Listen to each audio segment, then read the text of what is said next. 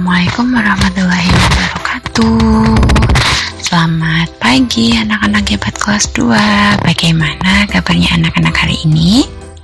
Ya, jawabnya alhamdulillah, luar biasa, Allahu Akbar.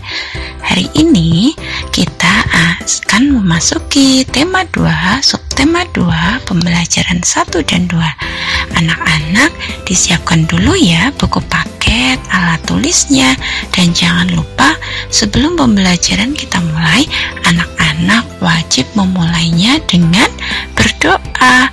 Marilah kita membaca basmalah bersama-sama.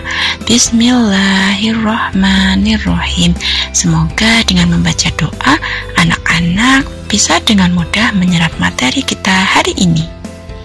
Hari ini kita sudah memasuki pembelajaran 1 yang nantinya akan mempelajari tentang yang pertama, menjawab pertanyaan berdasarkan bacaan. Yang kedua, mengenal gerak keseharian. Yang ketiga, soal cerita perkalian. Selanjutnya adalah materi tentang benda padat. Nah, anak-anak, coba anak-anak lihat pada gambar tersebut ada anak-anak sedang memetik buah jambu. Ada yang menggunakan tangan, ada yang langsung naik pohon.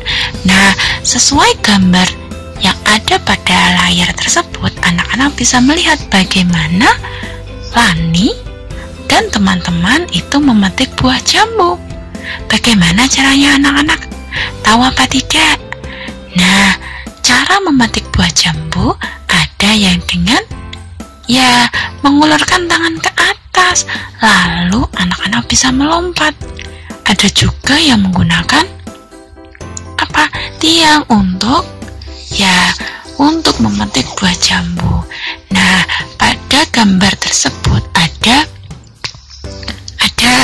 teks yang judulnya memetik jambu di rumah Udin.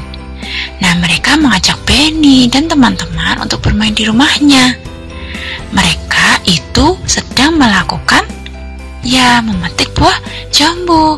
Sesuai teks tersebut ada pertanyaan, apa yang dilakukan Benny dan teman-teman? Memetik buah jambu. Lalu siapa saja yang ikut bermain di rumah Udin? Ada Benny, Lani, Siti, dan Edu. Lalu di mana Benny dan teman-teman memetik jambu? Ada di mana? Di depan rumah Udin.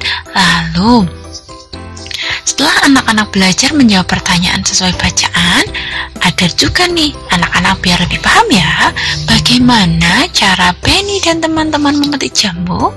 Benny menggunakan galah, Udin memanjat pohon, Lani memetik buah jambu yang tidak terlalu tinggi dengan mengulurkan tangan ke atas. Lalu apa yang digunakan Benny untuk memetik buah jambu? Dengan menggunakan galah atau tiang yang agak panjang untuk memetik buah jambu. Namanya apa anak-anak? Galah. Nah, setelah anak-anak belajar materi menjawab pertanyaan sesuai bacaan, sekarang sesuai percakapan atau teks tadi, anak-anak pasti tahu gerakan ketika anak-anak memetik buah jambu. Misalnya menggerakkan tangannya ke atas, ya kan? Otomatis kepalanya juga ikut melihat ke atas. Jadi anak-anak bisa menggunakan gerakan tangan, gerakan kepala ketika memetik jambu. Nah, sesuai gambar yang ada pada layar anak-anak, itu ada Lani sedang memetik buah jambu. Dia mengulurkan tangannya ke atas dan menggerakkan kepalanya juga melihat ke atas. Akhirnya dia bisa memetik buah jambu dan menangkapnya itu hanya dengan menggunakan tangan saja. Nah, kegiatan tersebut anak-anak biasanya juga ada gerakan lain selain gerakan kepala untuk melihat ke atas, tapi juga ada gerakan kepala menggelengkan kepala ke kanan dan menggerakkan kepala atau menggelengkan kepala ke kiri.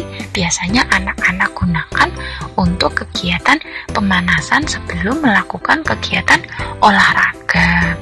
Selanjutnya, selain gerakan kepala, anak-anak juga akan mengetahui gerakan yang lain.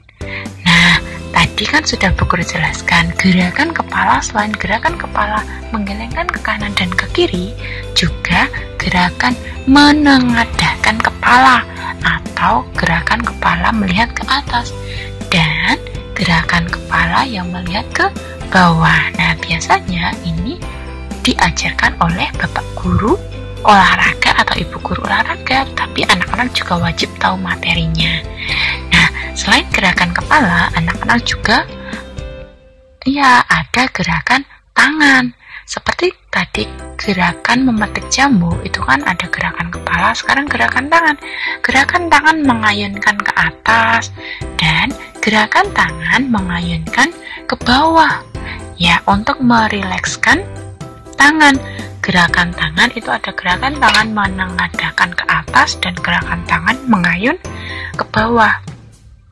Selain itu, ada juga gerakan tangan yang mengarah ke sebelah kanan atau mengayunkan tangan ke sebelah kiri atau mengayunkan tangan ke sebelah kanan. Jadi tadi ada gerakan mengayunkan tangan ke depan, ke belakang, ke kanan, dan ke kiri untuk kegiatan gerakan tangan. Nah, sekarang setelah anak-anak mengetahui gerakan-gerakan kepala dan tangan, anak-anak ada contoh soal perkalian, misalnya 7 tambah 7 tambah 7 sama dengan berapa anak-anak? 7-nya ada berapa itu?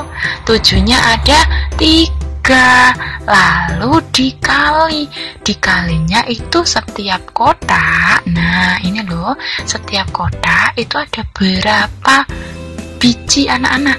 Ada 7, berarti 3 dikali 7 sama dengan 21.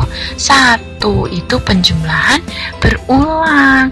Selanjutnya ada 4 tambah 4 tambah 4 tambah 4 tambah 4. 4-nya ada berapa kali anak-anak dihitung? Ada 6 kali. 4-nya dihitung tadi ada 6 kali, berarti 6 dikali masing-masing kotak isinya itu ada berapa? Angkanya ada berapa anak-anak? Tadi kan kotaknya ada 6. Nah, tiap kotak itu isinya ada berapa? Isinya ada 4, ya kan? Berarti 6 dikali 4 sama dengan 24. Nah, itu penjumlahan berulang, sifat-sifat perkalian dengan penjumlahan berulang. Selanjutnya, Dayu mempunyai 2 kotak pensil.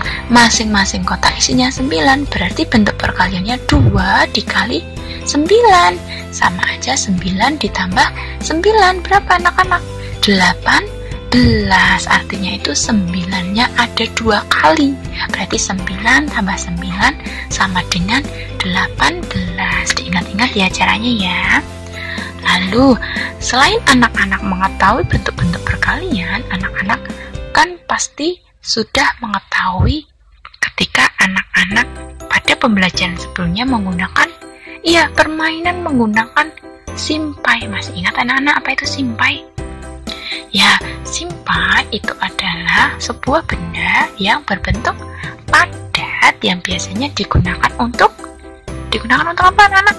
Untuk bermain, untuk berolahraga, seperti gambar. Nah, gambar itu adalah ketika anak-anak bermain simpai. Nah, simpai biasanya digunakan untuk berbagai permainan. Nah, bermain simpai itu biasanya dengan menggoyangkan pinggang agar simpainya tidak jatuh, atau juga bisa dengan menggunakan gerakan tangan untuk permainan simpai. Anak-anak sudah pernah melihat simpai langsung ya? Simpai itu adalah benda padat yang berbentuk lingkaran, warnanya coklat, biasanya digunakan untuk permainan dan olahraga. Nah, selanjutnya, karena anak-anak tahu apa itu simpai itu kok benda padat. Apa sih benda padat? Nah, ingat ya, benda padat adalah benda yang bentuknya tetap. Apabila dipindahkan, bentuknya akan tetap tidak berubah. Misalnya dipindahkan ke tempat yang lain, bentuk simpai akan tetap berbentuk lingkaran. Nah, sekarang contohnya ya, kursi benda padat? Iya. Meja benda padat. Kalau minyak bukan benda padat. Lalu vas bunga benda padat. Televisi benda padat. Air putih tidak benda padat. Lalu piring benda padat. Gelas juga benda padat. Sendok benda padat. Penggaris juga benda padat. Ingat-ingat ya. Lalu benda padat itu adalah benda yang ketika dipindahkan dia tidak akan berubah. Sekarang aturan ketika bermain di rumah teman. Jadi sikapnya memasuki kamar pribadi orang lain tanpa izin tidak boleh dilakukan. Mengetuk pintu dan mengucapkan salam sangat boleh dilakukan. Tidak mengambil barang sembarangan sangat boleh dilakukan. Memakan dan meminum sesuatu tanpa izin tidak boleh dilakukan. Serta tidak membuang sampah sembarangan itu hal yang harus dilakukan. Bisa ya anak-anak ya, ketika bermain di rumah teman, anak-anak tidak boleh untuk sembarangan memasuki kamar orang dan makan minum tanpa izin. Nah, anak-anak, setelah anak-anak mempelajari pembelajaran 1 dan 2 subtema 2, anak-anak mendapat tugas dari Bu Guru. Yang pertama, kerjakan soal halaman 66 nomor 1 sampai 5 di buku tulismu. Yang kedua, kerjakan soal berikut. Ada soal penjumlahan berulang. Nah, sekian yang dapat Bu Guru sampaikan. Kurang dan lebihnya Bu Guru minta maaf. Anak-anak, tolong kerjakan tugasnya dengan rajin, sungguh-sungguh, dan jujur ya. Semangat mengerjakan tugas anak-anak hebat. Terima kasih. Wassalamualaikum warahmatullahi wabarakatuh.